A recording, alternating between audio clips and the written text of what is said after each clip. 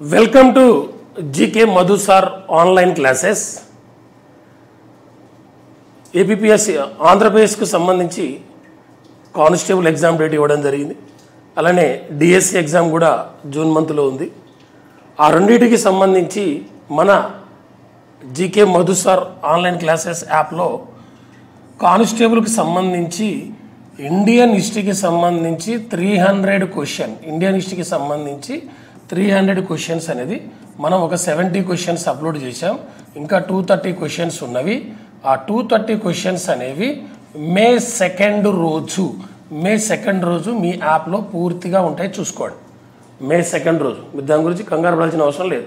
మే 2 రోజు యాప్లో పూర్తిగా ఉంటాయి. ప్రజెంట్ ఆ 70 క్వశ్చన్ మిగతా మే 2 రోజు అప్లోడ్ చేస్తాం. జస్ట్ ఇది 100 రూపీసే ఈ కోర్సు. ఈ 100 రూపాయలు పే చేయడం వల్ల ఈ ఇండియన్ హిస్టరీ నుంచి నువ్వు కనీసం ఒక 20 మార్కులు సంపాదించుకోగలుగుతావు. ఇదొకటి. రెండవది జీకే అండ్ కరెంట్ అఫైర్స్కి సంబంధించిన కోర్సు. ఇది డిఎస్సి వాళ్ళకు సపరేట్ ఉంది, ఎస్ఐ కానిస్టేబుల్ వాళ్ళకు కూడా ఉంది. సపరేట్ ఫోల్డర్ చేశాను నేను. ఏపీ మెగా డిఎస్సి 2025 అని ఒక ఫోల్డర్ ఉంది, ఏపీ కానిస్టేబుల్ మెయిన్స్ 2025 అని ఒక ఫోల్డర్ ఉంది. ఇది ఈ రెండు కూడా అంటే ఒక కానిస్టేబుల్ ప్రిపేర్ అవుతున్న అభ్యర్థి ఈ కోర్సు ఆ ఇండియన్ హిస్టరీ రెండు పే చేస్తే, అంటే జస్ట్ 300 రూపీస్ పే చేసుకుంటే నువ్వు ఒక 50 మార్కులు నా ద్వారా నువ్వు లాభం పొందవచ్చు. 50 మార్కులు 100% వస్తాయి. అవే బిట్లు వస్తాయని కాదు, అవి చదవడం వల్ల నువ్వు దాన్ని ఎలిమినేషన్ పద్ధతిలో ఆన్సర్లు పెట్టగలుగుతావు. అది మాత్రం 100%. అలానే ఏపీ డిఎస్సికి సంబంధించిన కోర్సు కూడా ఉంది. Just 149 rupees current affairs course, అది కూడా మన యాప్లో అవైలబుల్ ఉంది. అది కూడా తీసుకోండి. అందులో స్టాండర్డ్ జీకే అన్నీ ఉన్నాయి. ఇంకా అప్లోడ్ చేస్తూనే ఉంటాం, అందులో అన్నీ అప్లోడ్ చేస్తూనే ఉంటాం. మీరు ప్రతిదీ కూడా అందులోనే దాదాపు 150 వీడియోస్ ఉన్నాయి అందులో యాప్లో, మన GK Madhu sir online class యాప్లో. ఓకేనా? కానిస్టేబుల్ మెయిన్స్కి ప్రిపేర్ అవుతున్న వాళ్ళు ఇండియన్ హిస్టరీ మే 2 రోజున మీ 230 క్వశ్చన్లు అందులో ఉంటాయి యాప్లో. డైలీ ప్రాక్టీస్ చేసుకోండి. యాన్సెంట్ హిస్టరీ నుంచి 100, మిడివల్ హిస్టరీ నుంచి 100, మోడర్న్ హిస్టరీ నుంచి 100 విత్ ఎక్స్ప్లెనేషన్. ఇది అన్ని సబ్జెక్టులకు లింక్ చేస్తూ ఉంటాయి. మీరు ఆల్రెడీ ఆ 70 క్వశ్చన్లో మీకు తెలిసిపోయింది ఎలా ఉంటుంది అనేది మీకు తెలుసు. దాంతోపాటు కరెంట్ అఫైర్స్ కోర్సు కూడా అండ్ జీకే, ఇవి రెండు కూడా ఉన్నాయి. ప్లే స్టోర్లోకి వెళ్ళి GK Madhu sir online classes అనే యాప్ డౌన్లోడ్ చేసుకో. ఓకేనా? రైట్. అందరూ కూడా వీడియోని లైక్ చేయండి, షేర్ చేయండి, కామెంట్ చేయండి. ఎవరన్నా కొత్తగా మన యూట్యూబ్ ఛానల్ చూస్తున్న వాళ్ళంటే సబ్స్క్రైబ్ చేసుకోండి. కంపల్సరీ వీడియోని లైక్ చేయడం మాత్రం మర్చిపోద్దు. ఈరోజు మన టాపిక్ ఏంటంటే కానిస్టేబుల్కు డిఎస్కి ఇద్దరికి ఉపయోగపడే విధంగా ఇంపార్టెంట్ ఇయర్స్ మీద డిస్కషన్ చేద్దాం. కొన్ని క్వశ్చన్స్ ఇచ్చాను, వాటి మీద డిస్కషన్ చేద్దాం. కానిస్టేబుల్కి అండ్ డిఎస్సి ఎవరికైనా ఉపయోగపడుతుంది. గ్రూప్ 2 అయినా గ్రూప్ 1 ఎవరికైనా. కాకపోతే ఇప్పుడు ఎగ్జామ్స్ ఉన్నాయి ఆ రెండు కాబట్టి ఆ బేస్డ్ అని చెప్తున్నాను. ఓకేనా? రైట్, చూద్దాం ఆ క్వశ్చన్స్ ఏంటి అనేది చూద్దాం ఒకసారి. ఫస్ట్ క్వశ్చన్, భారతదేశం మొదటిసారిగా అణు పరీక్షలు నిర్వహించిన సంవత్సరం ఎప్పుడని ఇచ్చా. మన ఇండియాలో ఫస్ట్ న్యూక్లియర్ టెస్ట్ అణు పరీక్షలు ఎప్పుడు జరిగాయి అన్నది. మొట్టమొదటి అణు పరీక్షలు జరిగింది 1974 మే 18, 1974 మే 18న ఇండియాలో మొదటిసారిగా అణు పరీక్షలు జరిగాయి. అంటే ఫస్ట్ అణు పరీక్షలు జరిగింది 1974 మే 18న అణు పరీక్షలు జరిగాయి. రెండోసారి 1998 మే 11న జరిగాయి. నెక్స్ట్ 1998 మే 13న అణు పరీక్షలు జరిగాయి. ఫస్ట్ టైం జరిగినప్పుడు ఒకసారి నిర్వహించారు, ఇది 3 సార్లు నిర్వహించారు, ఇక్కడ 2 సార్లు నిర్వహించారు. మొత్తం అణు పరీక్షలను 6 సార్లు నిర్వహించడం జరిగింది. 1974 మే 18, 1990 మే 11, 1990 మే 13, 3 సార్లు అంటే మొత్తం 6 సార్లు అణు పరీక్షలు నిర్వహించడం జరిగింది. ఎక్కడంటే రాజస్థాన్లోని తార్ ఎడార్లోని పోఖ్రాన్ అనే ప్రాంతంలో ఈ అణు పరీక్షలు నిర్వహించడం జరిగింది. అందుకనే మనం జాతీయ సాంకేతిక దినం నేషనల్ టెక్నాలజీ డేని ఎప్పుడు జరుపుకుంటామంటే మే 11న నేషనల్ టెక్నాలజీ డేను మనం సెలబ్రేట్ చేసుకోవడం జరుగుతుంది. మరి మన భారత అణుశక్తి సంఘాన్ని ఏర్పాటు చేసింది ఎప్పుడు? భారత అణుశక్తి సంఘాన్ని 1948లో హెచ్జే బాబా అనే వ్యక్తి ఏర్పాటు చేశాడు. హోమీ జహంగీర్ బాబా ఏర్పాటు చేశాడు. ఇది మన భారత అణుశక్తి సంఘాన్ని. ప్రపంచంలో అణు పరీక్షలు నిర్వహించిన మొట్టమొదటి దేశం ఏదంటే అమెరికా. అమెరికా 1945లో అణు పరీక్షలు నిర్వహించింది. రెండవ దేశం రష్యా. రష్యాలో అణు పరీక్షలు నిర్వహించింది 1949. మరి అణు పరీక్షలు అన్నాం. అణుకు సంబంధించిన అంతర్జాతీయ సంస్థ అంటే IAEA అనే ఒక సంస్థ ఉంది. IAEA international atomic energy agency. International atomic energy agency. ఈ IAEA అనే సంస్థను 1957 జూలై 29న ఏర్పాటు చేస్తే ఈ IAEAకు 2005లో నోబెల్ శాంతి బహుమతి ఇవ్వడం జరిగింది. ఆ IAEA ప్రధాన కార్యాలయం ఎక్కడుందంటే ఆస్ట్రియా రాజధాని వియన్నా నగరంలో ఈ IAEA ప్రధాన కార్యాలయం కలదు. ఎక్కడ? ఆస్ట్రియా రాజధాని వియన్నాలో. మరి అదే ఆస్ట్రియా రాజధాని వియన్నాలో ఉన్న మరొక సంస్థ ఏదంటే OPEC అనే సంస్థ కూడా ఉంది.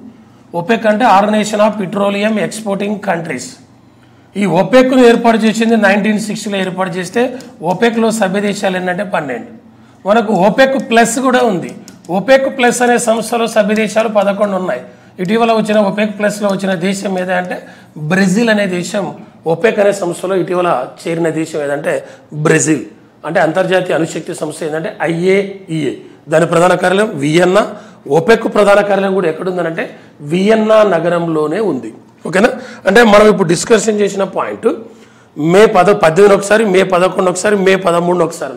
ఈ మే 13 మీద ఇంకో పాయింట్ డిస్కషన్ చేయొచ్చు మనం. మే 13 మీద ఏంటిది?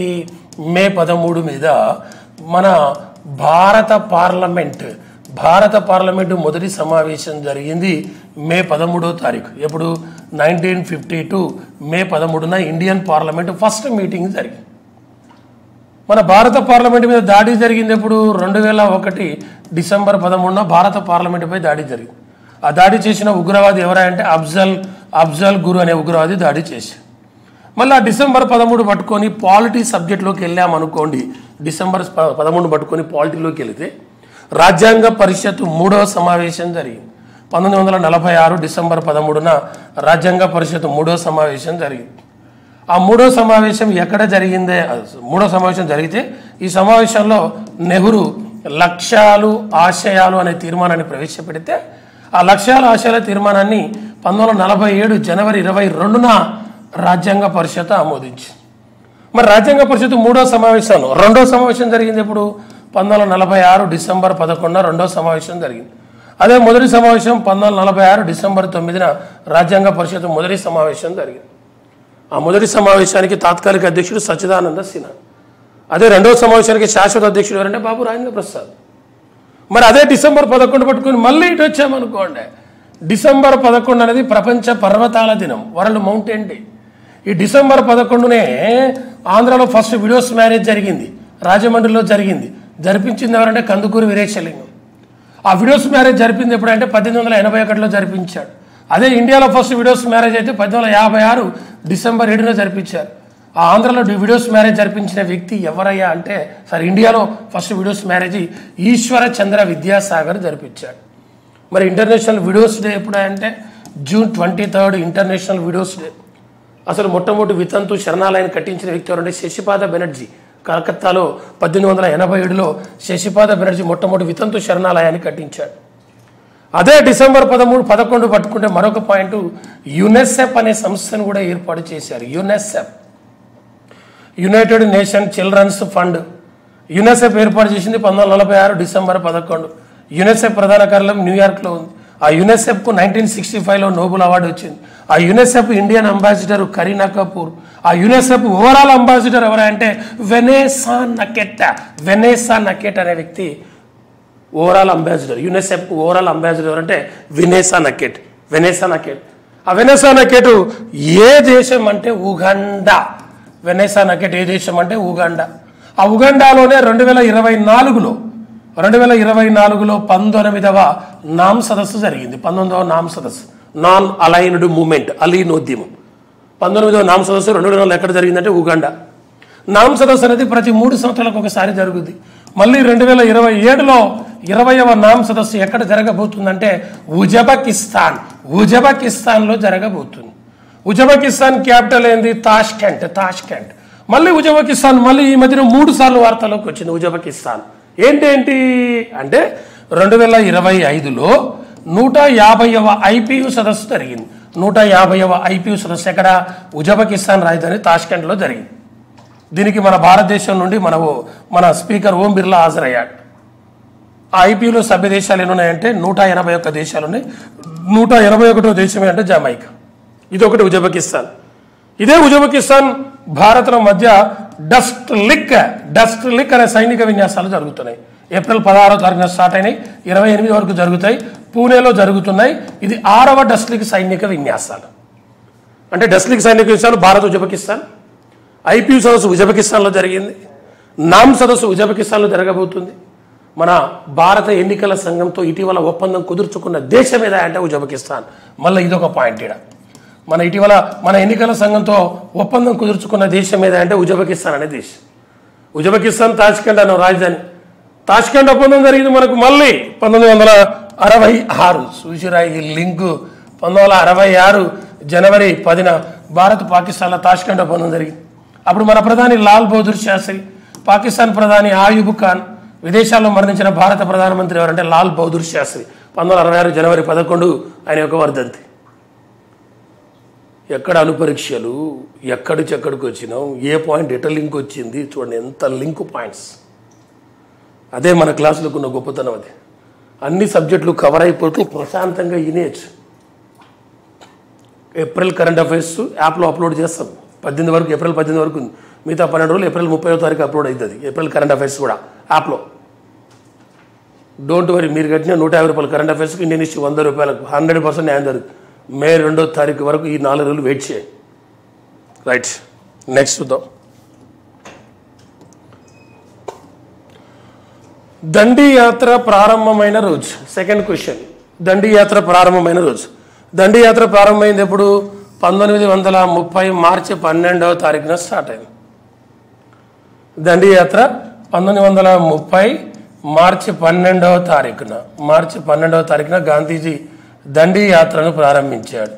ఎక్కడ? సబర్మతి ఆశ్రమం నుంచి ప్రారంభించి ఏప్రిల్ 6వ తారీఖున దండి అనే గ్రామానికి చేరుకొని ఉప్పుపై ఉన్న చట్టాలను ఉల్లంఘించాడు కాబట్టి అదే ఉప్పు సత్యాగ్రహం, అదే దండి సత్యాగ్రహం, అదే శాసనోల్లంఘన ఉద్యమం అయింది. ఆ దండి సత్యాగ్రహం జరిగినప్పుడు వైస్రాయ్గా పనిచేస్తున్న వ్యక్తి ఎవరంటే లార్డ్ ఇర్విన్ అనే వ్యక్తి వైస్రాయ్. ఈయననే క్రిస్టియన్ వైస్రాయ్ అంటారు. Christian viceroy. ఈ దండి సత్యాగ్రహంలో పాల్గొన్న సభ్యులు ఎంతమంది అంటే 78 మంది దండి సత్యాగ్రహంలో పాల్గొన్నారు. ఆ 78 మందిలో ఏకైక మహిళ ఎవరంటే సరోజిని నాయుడు. ఏకైక తెలుగు వ్యక్తి ఎవరంటే ఎర్నేని సుబ్రహ్మణ్యం ఏకైక తెలుగు వ్యక్తి. మహిళ అయితే సరోజిని నాయుడు. ఆ దండి సత్యాగ్రహంలో 78 మంది పాల్గొనడం జరిగింది. ఆ దండి సత్యాగ్రహం సందర్భంగా గాంధీజీ ఎంపిక చేసిన దండి సత్యాగ్రహం సందర్భంగా, వ్యక్తిగత సత్యాగ్రహం సందర్భంగా కాదు, దండి సత్యాగ్రహం సందర్భంగా గాంధీజీ ఎంపిక చేసిన మొదటి వ్యక్తిగత సత్యాగ్రహి ఎవరంటే అబ్బాస్ ట్యాబ్జీ. రెండోది ఎవరంటే సరోజిని నాయుడు. దండి సత్యాగ్రహం సబర్మతి ఆశ్రమం నుంచి. గాంధీజీ సబర్మతి ఆశ్రమాన్ని ఎప్పుడు ఏర్పాటు చేశాడు? 1916లో గాంధీజీ సబర్మతి ఆశ్రమాన్ని ఏర్పాటు చేశారు. 1916లో గాంధీజీ సబర్మతి ఆశ్రమాన్ని ఏర్పాటు చేయడం జరిగింది. ఓకేనా? ఇదొక క్వశ్చన్. ఇదొకటి. ఆంధ్ర మహాసభ మొదటి సమావేశం బాపట్లలో జరిగిన సంవత్సరం. మొదటి ఆంధ్ర మహాసభ జరిగింది 1913లో జరిగింది. 1913లో ఎక్కడ జరిగిందంటే బాపట్లలో జరిగింది. అధ్యక్షత వహించిన వ్యక్తి ఎవరంటే బిఎన్ శర్మ అనే వ్యక్తి అధ్యక్షత వహించాడు. రెండో ఆంధ్ర మహాసభ 1914లో జరిగింది, విజయవాడలో జరిగింది. అధ్యక్షత వహించింది న్యాపతి సుబ్బారావు అధ్యక్షత వహించాడు. మూడోది 1915లో జరిగింది. ఎక్కడ అంటే వైజాగ్లో జరిగింది. ఎవరంటే పానుగల్లు రాజా మూడవ ఆంధ్ర మహాసభకు అధ్యక్షత వహించిన వ్యక్తి. మొదటి ఆంధ్ర మహాసభ 1913 బాపట్లలో జరిగింది, అధ్యక్షుడు బిఎన్ శర్మ. రెండోది 1914లో విజయవాడలో జరిగింది, అధ్యక్షుడు న్యాపతి సుబ్బారావు. ఆయనే ఆంధ్ర భీష్మ అంటారు. న్యాపతి సుబ్బారావు అనే ఆంధ్ర భీష్మ. ఆంధ్ర రత్న అంటే దుగ్గిరాల గోపాలకృష్ణయ్య. ఆంధ్ర తిలక్ అంటే గాడిచర్ల హరి సర్వోత్తమరావు. ఆంధ్ర శివాజీ పర్వతనేని వీరయ్య చౌదరి. ఆంధ్ర మహిళ దుర్గాబాయి దేశ్ముఖ్. ఆంధ్ర కబీర్ వేయమన్న. ఆంధ్ర నేతాజీ మద్దూరి అన్నపూర్ణయ్య. ఆంధ్ర శ్రీ అల్లూరి సీతారామరాజు. ఆంధ్ర భోజుడు శ్రీకృష్ణ దేవరాయలు. ఆంధ్ర రత్న దుగ్గిరాల గోపాలకృష్ణయ్య. ఆంధ్ర గాంధీ వావిలాల గోపాలకృష్ణయ్య. ఆంధ్ర రాష్ట్రపిత పొట్టి శ్రీరాములు. ఆంధ్ర కేసరి టంగుటూరు ప్రకాశం పంతులు. ఆంధ్ర రాష్ట్ర పితామహ మాడపాటి హనుమంతరావు. ఆంధ్ర కవిత పితామహుడు అల్లసాని పెద్దన్న. పద కవిత పితామహుడు అన్నమయ్య. హరికథ పితామహుడు ఆదిభట్ల నారాయణ దాస్. నెక్స్ట్, శ్రీబాగు ఒప్పందం జరిగిన సంవత్సరం ఆంధ్ర రాయలసీమ నాయకుల మధ్య శ్రీబాగ్ ఒప్పందం అనేది జరిగింది. ఈ ఆంధ్ర రాయలసీమ నాయకుల మధ్య శ్రీబాగ్ ఒప్పందం జరిగింది 1937 1937 నవంబర్ 16వ తారీఖున 1937 నవంబర్ 16వ తారీఖున ఆంధ్ర రాయలసీమ నాయకుల మధ్య ఏ ఒప్పందం అంటే శ్రీబాగ్ ఒప్పందం జరిగింది. అదే ఆంధ్ర తెలంగాణ నాయకుల మధ్య అయితే పెద్ద మనుషుల జెంటిల్మెన్ అగ్రిమెంట్, అది 1956 ఫిబ్రవరి 20వ తారీఖున జరిగింది. ఆంధ్ర తెలంగాణ నాయకుల మధ్య పెద్ద మనుషుల ఒప్పందం జెంటిల్మెన్ అగ్రిమెంట్ జరిగింది ఎప్పుడు అంటే 1956 ఫిబ్రవరి 20వ తారీఖున జరిగింది. ఇది పెద్ద మనుషుల ఒప్పందం, ఇది శ్రీబాగ్ ఒప్పందం. శ్రీబాగ్ ఏమో ఆంధ్ర రాయలసీమ నాయకుల మధ్య ఎప్పుడంటే 1937 నవంబర్ 16. ఈ 1937కి సంబంధించి మనకు ఆర్బీఐ మీద ఒక బిట్టు కూడా ఉంది. ఆర్బీఐని ఏర్పాటు చేసింది 1935 ఏప్రిల్ 1న ఏర్పాటు చేసినప్పుడు ఆర్బీఐ ప్రధాన కార్యాలయం కలకత్తాలో ఉండే. ఆర్బీఐ ప్రధాన కార్యాలయాన్ని ముంబైకి మార్చింది ఎప్పుడంటే 1937లో ఆర్బీఐ ప్రధాన కార్యాలయాన్ని ముంబైకి మార్చారు. ఎప్పుడంటే 1937లో మారడం జరిగింది.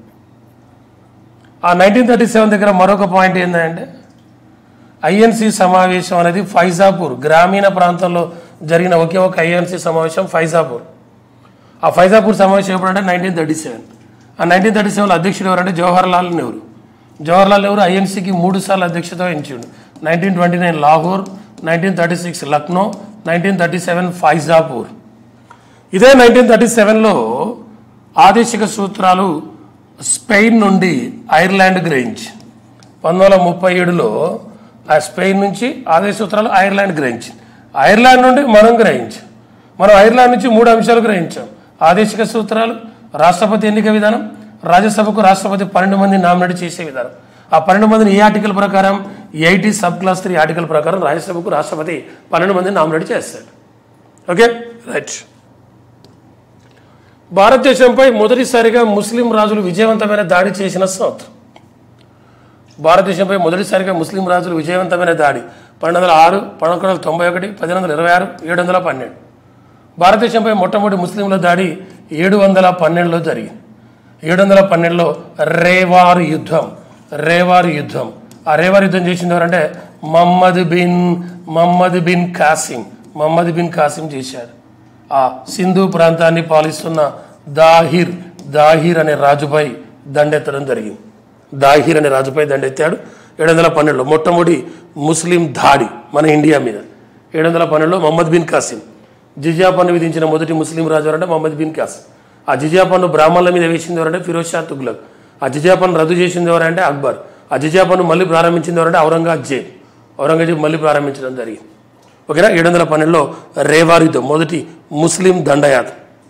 భారతదేశంలో ఇస్లాం రాజ్య స్థాపనకు దోహదం చేసిన యుద్ధం అంటే 1192లో జరిగిన 2వ తరైన్ యుద్ధం లేదా 2వ స్థానేశ్వర్ యుద్ధం. భారతదేశంలో ఇస్లాం రాజ్య స్థాపకుడు ఎవరంటే మహమ్మద్ గోరి. ఏ యుద్ధం ద్వారా అంటే 2వ తరైన్ యుద్ధం ద్వారా. ఇప్పుడు ఇయర్ చూద్దాం. ఇది ఇయర్ వెళ్ళిపోయింది.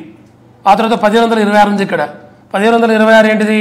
1526 ఏప్రిల్ 21న మొదటి పానిపట్టు యుద్ధం జరిగింది. ఈ మొదటి పానిపట్టు యుద్ధం ఇబ్రాహిం లోడి వర్సెస్ బాబర్ మధ్య జరిగింది. ఆ తర్వాత 1191లో మొదటి తరైన్ యుద్ధం జరిగింది. 1192లో 2వ తరైన్ యుద్ధం జరిగింది. 1216లో 3వ తరైన్ యుద్ధం జరిగింది. తరైన్ యుద్ధాలు 3. ఫస్ట్ 2 మహమ్మద్ గోరి పృథ్వీరాజ్ చౌహాన్ల మధ్య జరిగింది. 3వ తరైన్ యుద్ధం 1216లో జరిగింది. ఇల్టుట్మిష్ అండ్ కనౌజు పాలకుడైన ఎల్డెజ్ల మధ్య 1216లో 3వ తరైన్ యుద్ధం జరిగింది. 1216లో ఇల్టుట్మిష్ అనే వ్యక్తి చూడండి ఉంది. 1206 ఇల్టుట్మిష్ పోదాం. 1206 ఏంది? 1206లో బానిస వంశాన్ని స్థాపించారు. 1206 నుంచి 1290 స్లేవ్ డైనస్టీ. మొత్తం 10 మంది రాజులు పరిపాలించాడు.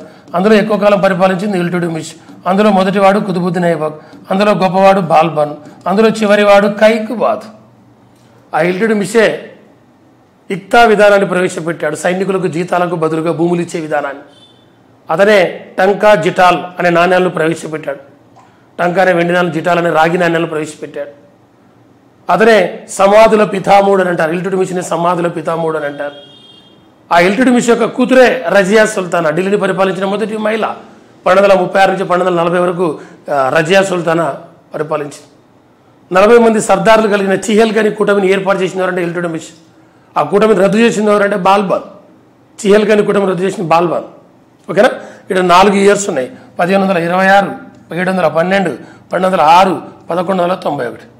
ఇది మొదటి పానిపట్టు యుద్ధం ఉన్నాం. పానిపట్టు యుద్ధాలు ఎన్ని జరిగినాయి? 3 పానిపట్టు యుద్ధాలు జరిగినాయి.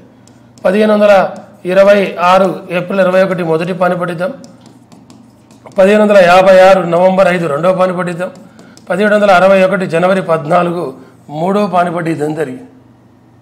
మొదటి పానిపట్టు యుద్ధం బాబర్ వర్సెస్ ఇబ్రాహీం లోడి. ఇబ్రాహీం లోడి ఏ వంశం? లోడి వంశం.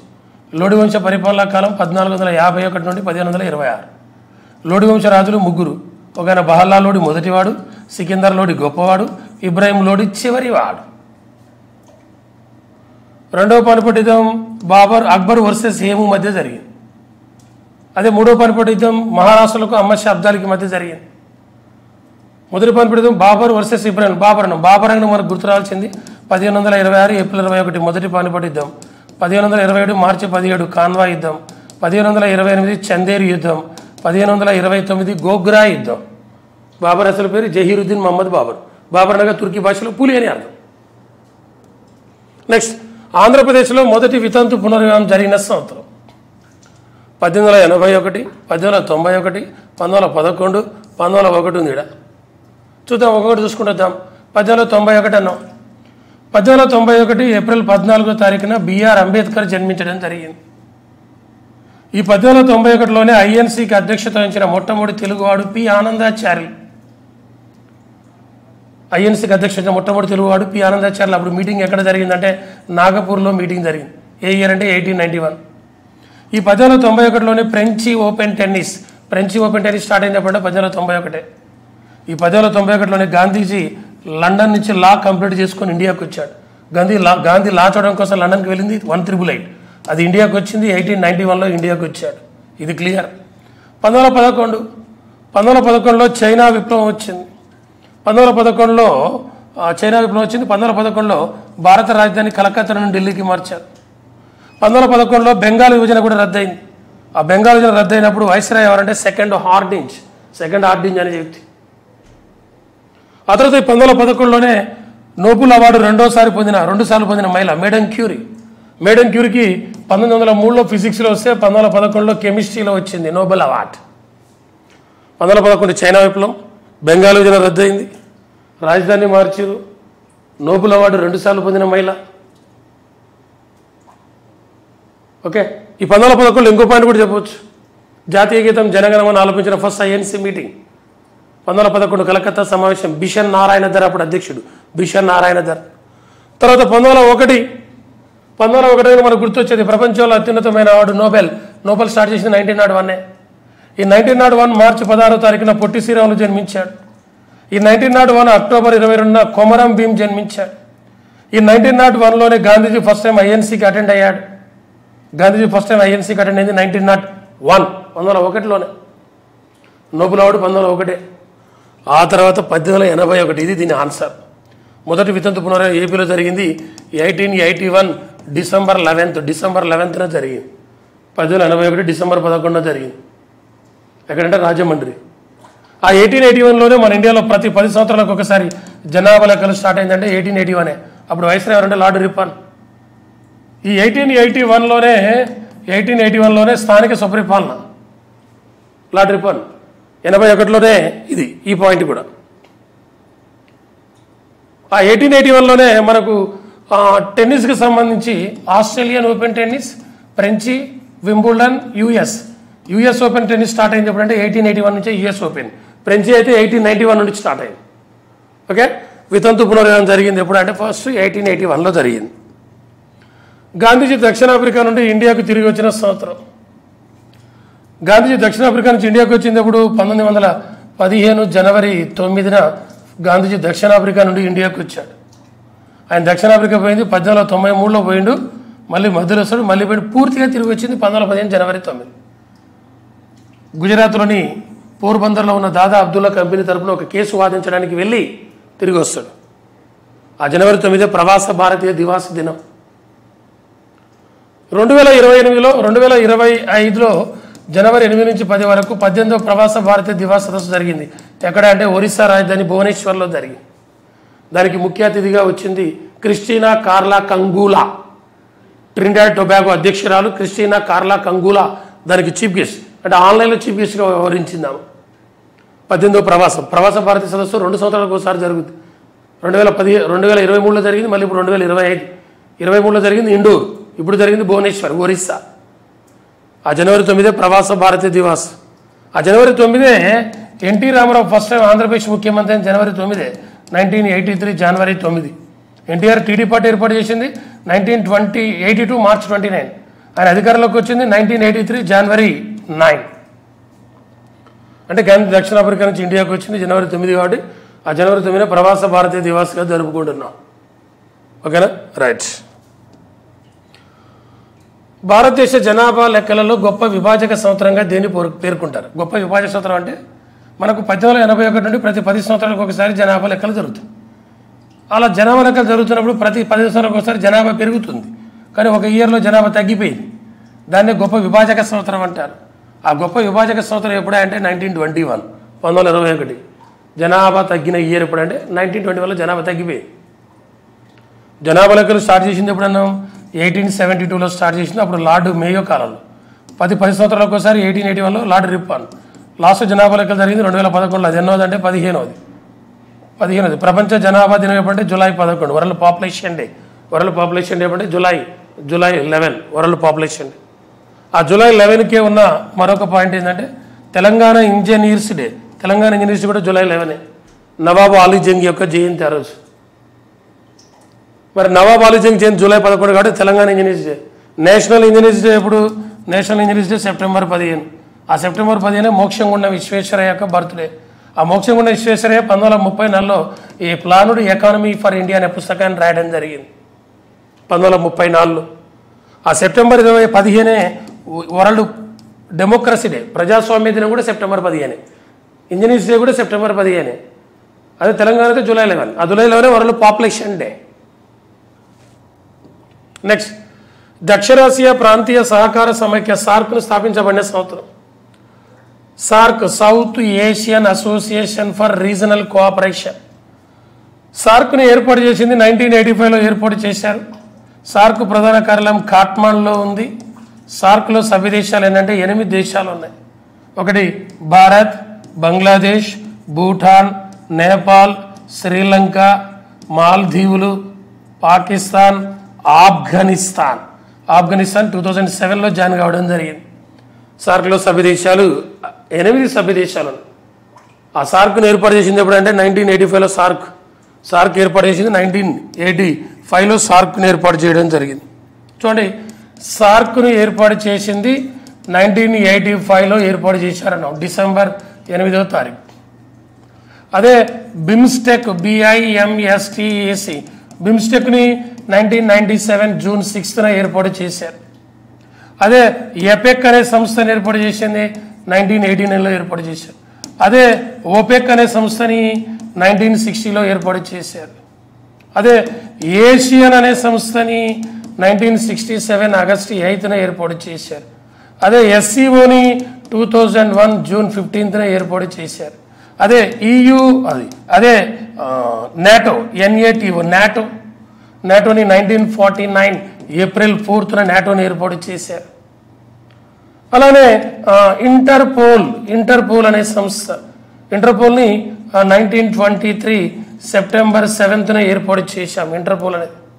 WHO 1948 ఏప్రిల్ 7, ILO 1919 ఏప్రిల్ 11, ఆ తర్వాత WTO 1995 జనవరి 1, UNESCO 1945 నవంబర్ 16, ఆ తర్వాత యునెసెఫ్ 1946 డిసెంబర్ 11 యునెసెఫ్ని ఏర్పాటు చేసింది. ఆ తర్వాత FAO 1945 అక్టోబర్ 16న FAOని ఏర్పాటు చేయడం జరిగింది. Okay, right. మింటో మోర్లే సంస్కరణలు జరిగిన సంవత్సరం మింటో మార్లే రిఫార్మ్స్. మింటో మార్లే సంస్కరణలు ప్రవేశపెట్టింది ఎప్పుడు? 1909లో మింటో మార్లే రిఫార్మ్స్ను ప్రవేశపెట్టడం జరిగింది. మింటో మార్లే రిఫార్మ్స్ని ఎప్పుడు ప్రవేశపెట్టామంటే 1909, 1909లో మింటో మార్లే రిఫార్మ్స్ను ప్రవేశపెట్టారు. ఆ 1909లో మనకు ఐఎన్సీ మీటింగ్ ఎక్కడ జరిగింది? లాహోర్లో జరిగింది. అధ్యక్షత వహించింది ఎవరు? మదన్ మోహన్ మాలవ్య. 1909లో ఐఎన్సీకి అధ్యక్షత వహించింది మదన్ మోహన్ మాలవ్య. ఏ ఐఎన్సీ సమావేశంలో మింటో మార్లే వ్యతిరేకించారంటే 1909 సమావేశంలోనే. 1909 మింటో మార్లే. మాంటెంగ్ చేమ్స్ఫోర్డ్ అయితే 1990. ఇవి ఈ టాపిక్కి సంబంధించి. అందరూ వీడియోను కంపల్సరీ లైక్ చేయండి, షేర్ చేయండి, కామెంట్ చేయండి. మన యూట్యూబ్ ఛానల్ సబ్స్క్రైబ్ చేసుకోండి. ఎస్ఐ, కానిస్టేబుల్, డిఎస్సి ఎవరికైనా ఉపయోగపడే టాపిక్ ఇది. కానిస్టేబుల్ వాళ్ళకు మెయిన్స్కి సంబంధించి ఇండియన్ హిస్టరీ మే 2వ తారీఖు 300 క్వశ్చన్స్ యాప్లో ఉంటాయి. దాంతోపాటు కరెంట్ అఫైర్స్ కోర్సును కూడా ఫాలో కండి. ఆ రెండింటి ద్వారా మీకు 50 మార్కులు వస్తాయి. డిఎస్సి వాళ్ళకైతే భయమే లేదు. మన యాప్లో అన్ని టాపిక్స్ రెడీగా ఉన్నాయి. ఇంకొన్ని టాపిక్స్ యాడ్ అవుతూనే ఉంటాయి. మీకు ఎగ్జామ్ వరకు నడుస్తున్నట్టు ప్రాసెస్ అంతా కూడా. ప్రాక్టీస్ బిట్స్ కూడా ఆలోచిస్తున్నాను. ఓకేనా? రైట్. Thank you. జై హింద్.